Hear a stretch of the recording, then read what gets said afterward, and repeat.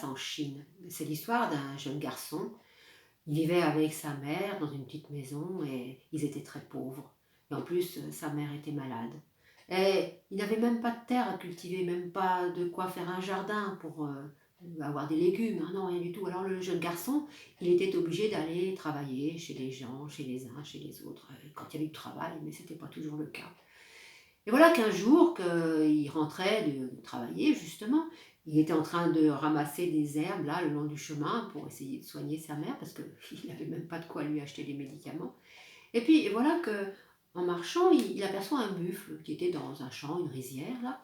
Et ce buffle, enfin, vous voyez ce que c'est un buffle, hein, c'est une espèce de grosse vache avec des grandes cornes. Ce buffle, il était en train de creuser la terre avec ses pattes.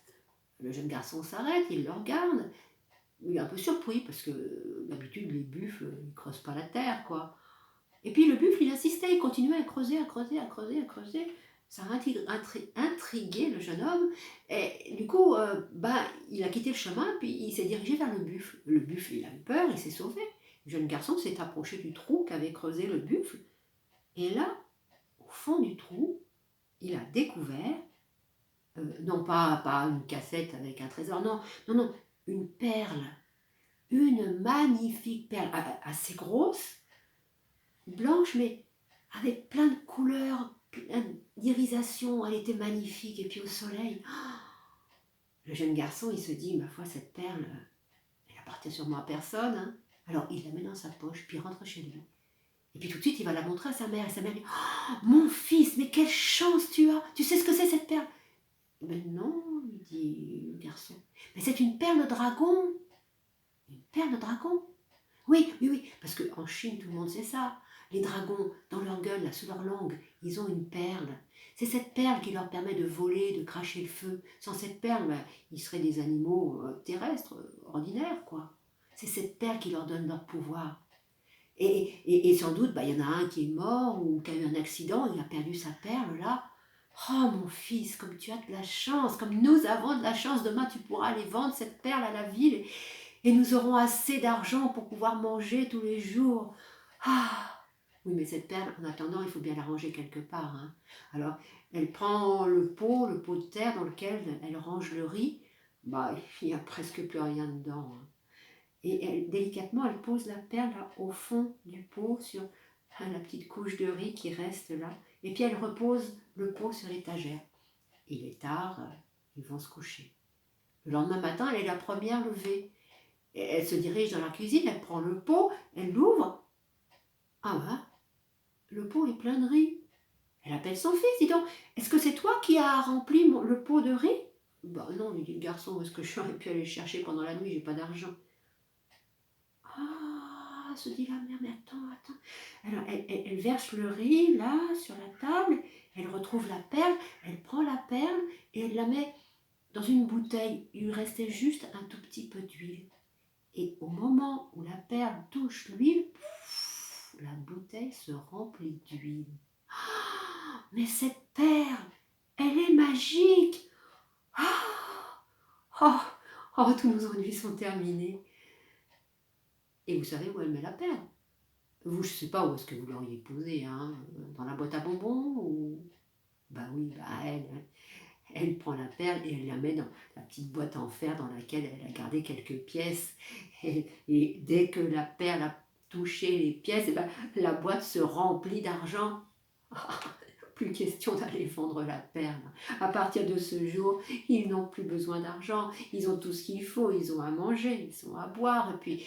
Et puis ils ont de l'argent, quoi, qu'ils peuvent donner aux voisins, à ceux dont les enfants sont malades, qui ont besoin de médicaments, à ceux qui n'ont plus de quoi s'acheter des vêtements neufs.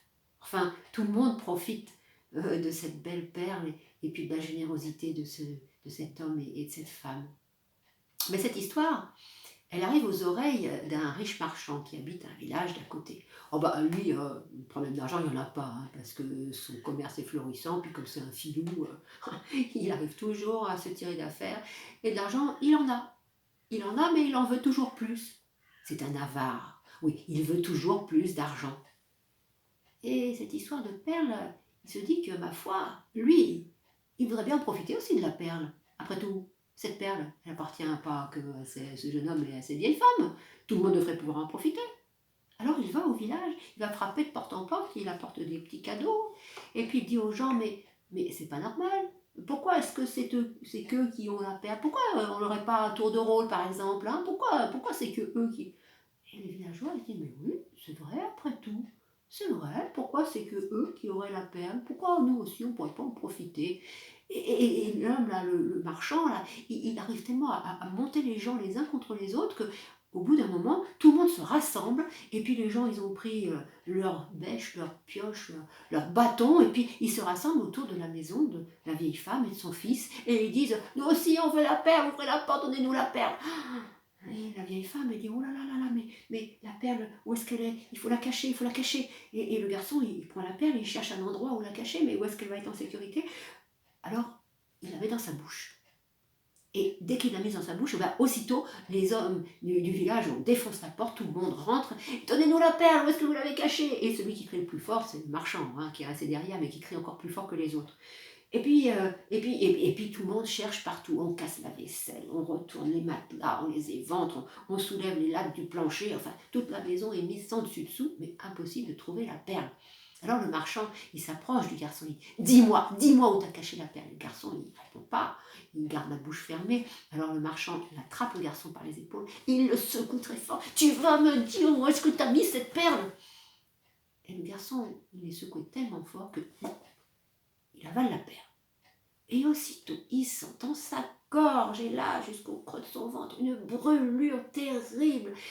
Il ne peut pas s'empêcher, il se débarrasse de l'homme, il attrape le pot à eau qui était resté sur la table et il boit, mais ça n'arrête pas et ça lui brûle la gorge, ça lui brûle le ventre et il a soif, il veut éteindre ce feu, alors il se précipite dehors, il tire un seau d'eau du puits, il boit, mais la brûlure est toujours aussi forte, il ne peut plus respirer, il tire un autre seau et puis il finit par vider le puits, mais ça brûle toujours autant, alors il se dirige vers la rivière, il se met à quatre pattes et il se met à boire l'eau de la rivière. Il boit. Et plus il boit et plus il s'avance vers l'eau de la rivière. Et sa mère, elle comprend ce qui va se passer. Elle l'attrape par les pieds, elle le tire, mais lui donne un grand coup de pied. Et puis le garçon, il plonge dans la rivière. Et puis, il disparaît. Un petit peu après, on voit un brouillard s'élever au-dessus de la rivière. Et puis, on entend un grand pouf, et puis il y a des vagues, et puis de la rivière, de la brume, sort un magnifique dragon. Un dragon blanc, avec des plumes, des écailles qui brillent, qui scintillent au soleil de toutes les couleurs. Et ce dragon blanc irisé, il tourne autour du village. La mère, elle crie, mon fils, reviens !» Mais le dragon s'est envolé au loin. Le garçon n'est jamais revenu. La mère, elle a pleuré, tellement longtemps, tellement fort, la perte de son fils transformé en dragon, que ses larmes de sel ont rempli 12 petits lacs d'eau salée. Si vous allez un jour en Chine, bien sûr quand la crise du coronavirus sera passée, si vous allez un jour en Chine et que vous voyez 12 petits lacs d'eau salée là au milieu de nulle part, vous saurez que c'est à cause de cette mère qui a tellement pleuré son fils transformé en dragon. Voilà, au revoir.